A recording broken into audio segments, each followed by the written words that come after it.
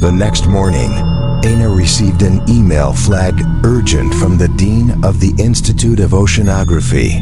Dr. Alarcon, her former mentor. Her heart skipped a beat. She had ignored his 2 previous emails. She couldn't ignore a third. The message was professional and direct. He expressed concern about her overdue report and asked if she was facing difficulties analyzing the data. He ended with an open-ended question. Did you find anything noteworthy, Ana? Anything at all, even preliminary?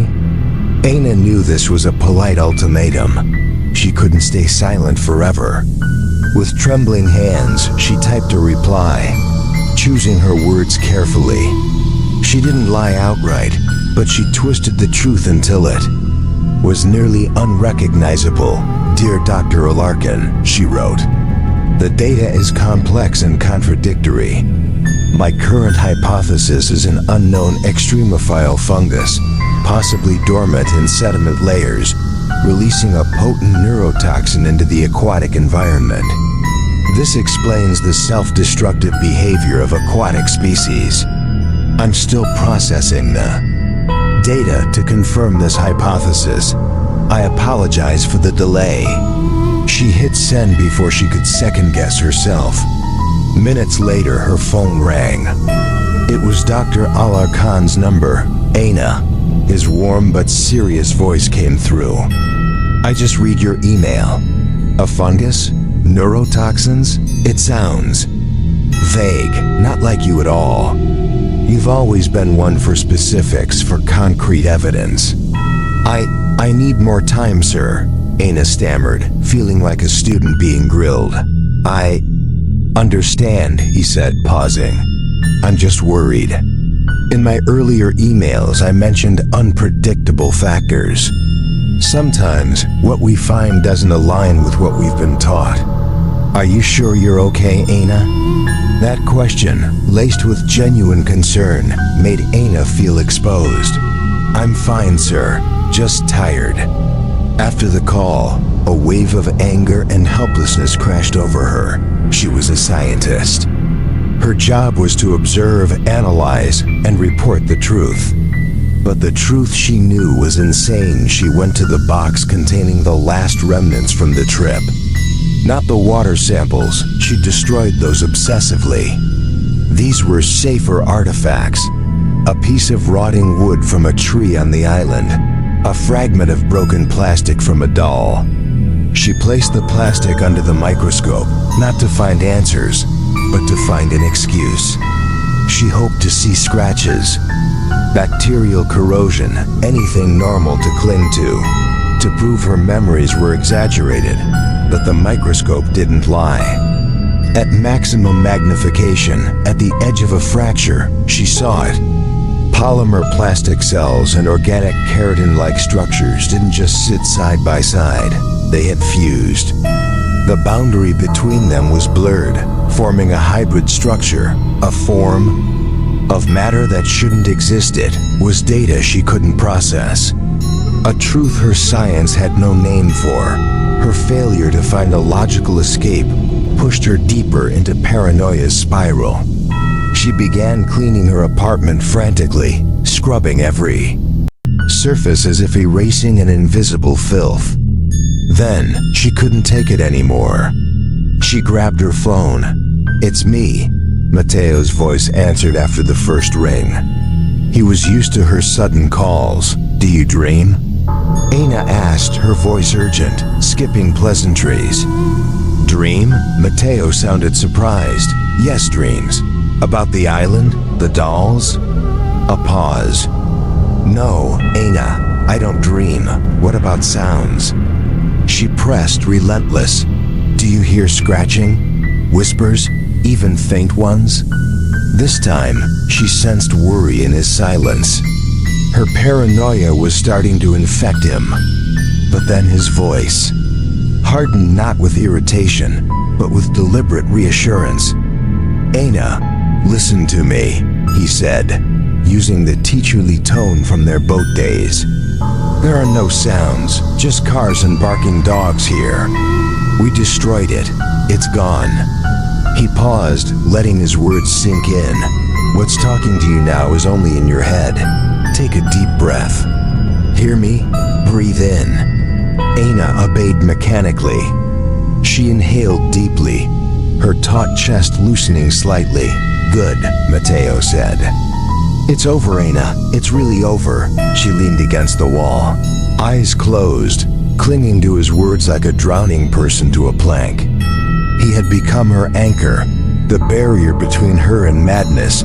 But as she hung up, a new, terrifying question arose. An anchor can hold one ship, but can it bear the weight of two? How could she know if the man keeping her sane was still holding up himself? Mateo's phone buzzed on the old wooden table, its sound jarring in the stillness of his small, canal-side house. He didn't need to check the screen to know who it was.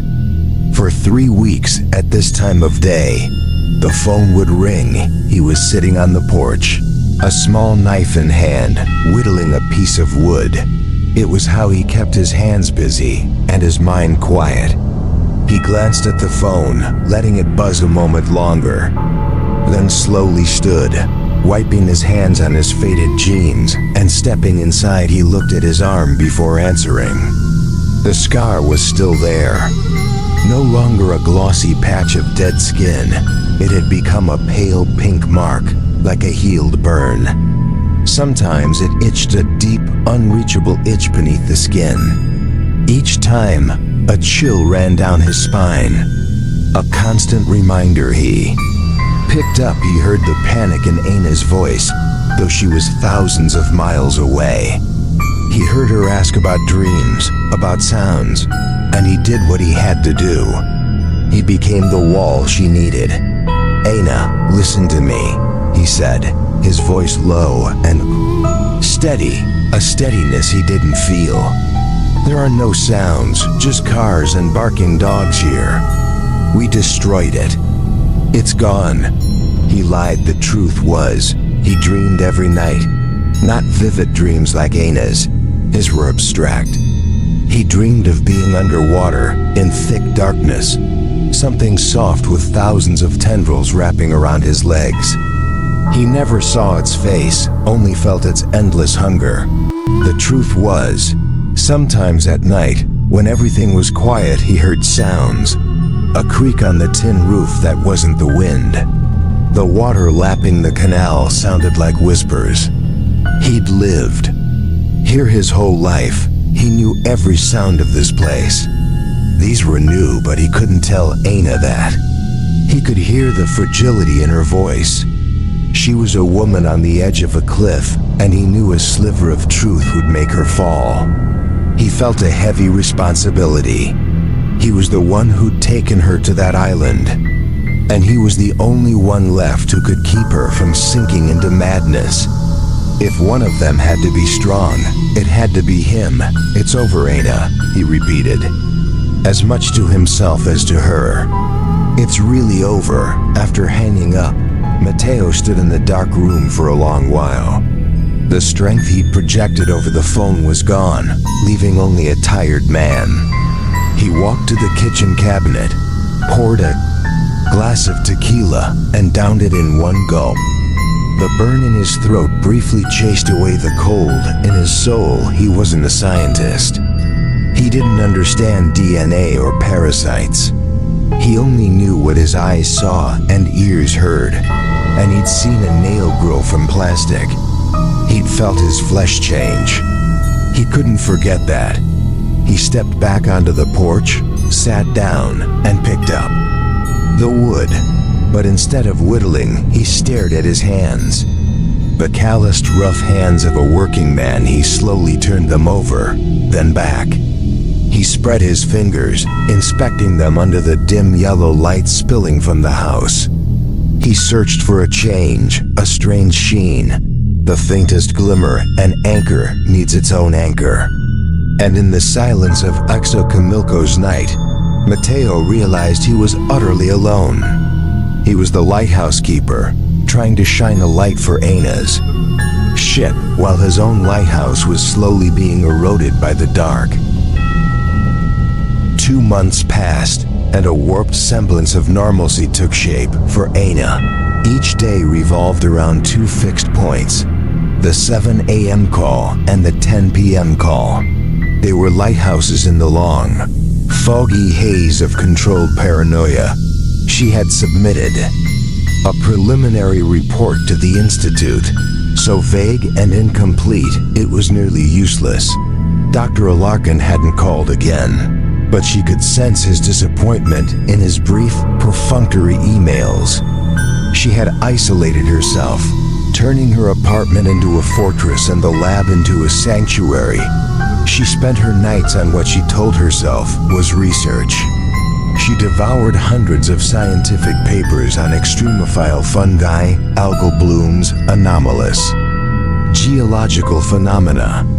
She searched for a rational explanation, some natural phenomenon that could resemble what she'd seen, to convince herself her experience wasn't unique, wasn't supernatural. She was looking for a scientific box to trap her monster in on a Tuesday night. Scouring the internet's dark corners, she found it. It wasn't major news, just a small local article from a minor paper in the Great Lakes region, northern Michigan, USA. The headline read, "Biologists baffled by mass fish die-off in Lake Superior." Aina's heart beat faster. She clicked the link. The article quoted a state biologist about a strange phenomenon reported by fishermen over the past few weeks. He described large numbers of salmon and whitefish exhibiting erratic, self-destructive behavior. They crashed into rocks, bridge pilings, and fishermen's boats.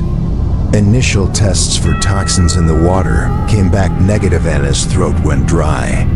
She read on the article's final paragraph, quoted an old fisherman who'd spent his life on the Moanico Lake. "There's something off about the water," he said. "For weeks now, in the early mornings, there's a sheen on the surface. Looks like an oil slick, but it glimmers like fish scales in the sunlight."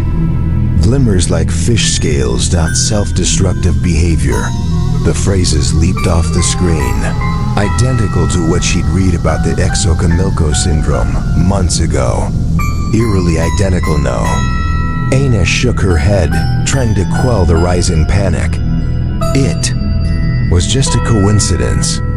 A bizarre coincidence, but still a coincidence. There were hundreds of reasons for similar phenomena. A different bacterium, a new pollutant. Her rational mind screened those explanations, but her instincts, honed in the shack on Puppet Island, told a different truth. This wasn't a coincidence. It was a signature. A fingerprint. She leaned back in her chair, a chill spreading from her chest. She remembered the moment in the shack when she threw the vial into the fire. She recalled that inhuman scream sound of life being torn apart, or was it not a scream of death? A new, more horrifying hypothesis began forming in her mind. What if it wasn't a scream of destruction? What if it was a scream of reproduction? Like a mold, when threatened, releasing billions of spores into the air to ensure its survival. What if the fire didn't kill it, but scared it, triggering its final defense mechanism, launching microscopic spores into the upper atmosphere to drift on air currents, then fall somewhere else in the world, finding a new home, a new body of water to sow its hunger? They hadn't destroyed it, they had helped it spread. The horror of this realization was so overwhelming, she nearly retched. The responsibility she felt was no longer just about Mateo or herself. It had taken on a global scale. She stared at the screen, at the tiny article from a distant place. This was the first signal. There would be others her trembling hand reached. For her phone, Mateo's name glowed on the screen. She knew she had to call him, but this call would be different. It wasn't for reassurance. It was an alarm bell, a warning that their war wasn't over. It had only just begun.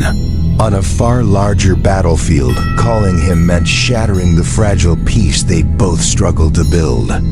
It meant dragging them back into the nightmare, but not calling meant letting the world face it alone. Her hand hovered over the screen, over Mateo.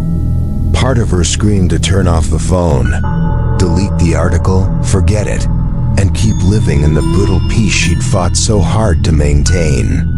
That was the easier path, but the image of the shimmering oil slick on Lake Superior's surface haunted her, the image of fish destroying themselves.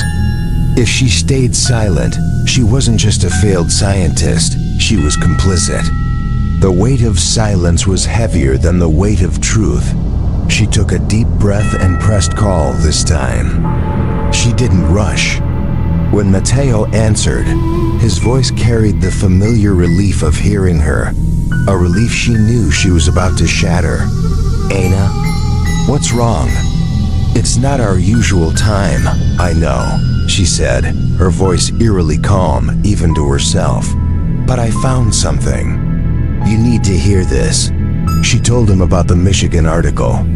She read him every detail, every phrase she knew would echo in his memory. Self-destructive behavior, sheen that glimmers like fish scales on the other end, silence stretched. When Mateo finally spoke, his voice held a tension she'd never heard. "It's a coincidence, Ana. It has to be. The world's big. Weird things happen." He was trying. She could hear it. He was trying to rebuild the wall for both of them. But this time, she was the one tearing it down. "No, Mateo," she said softly. "Its signature is too clear." But that's not the worst part. And then she told him her hypothesis. She spoke of the fire in the shack, the inhuman scream. "I thought it was a death cry," she said, "but I was wrong. What if it's like a dandelion, Mateo? When you blow on it, it doesn't die. It just scatters thousands of seeds into the wind." The silence this time was heavier. Ana could hear his breathing on the other end, rapid and uneven. The wall had crumbled. The anchor had been uprooted. "You mean," his voice broke, "the fire, we helped it?" "I think so," Ana admitted, and the confession carried a crushing weight. "I think we scared it, and it released its spores into the atmosphere. And now they're falling." "God," Mateo whispered. It wasn't a curse. It was a desperate prayer. "So, what do we do? Tell who? The government? They'll think we're crazy." He was right. No one would believe them. They had no evidence, beyond a wild story and a few unrelated news snippets. They were utterly alone, but in that solitude, Ana found a lost purpose. Her fear didn't vanish, but it was reshaped, focused on a clear mission. "Now," she said, her voice steady again, "we watch, we listen. You and I, we might be the only two people on the planet who know what to look for. No more calls to check if our skin's okay, Mateo."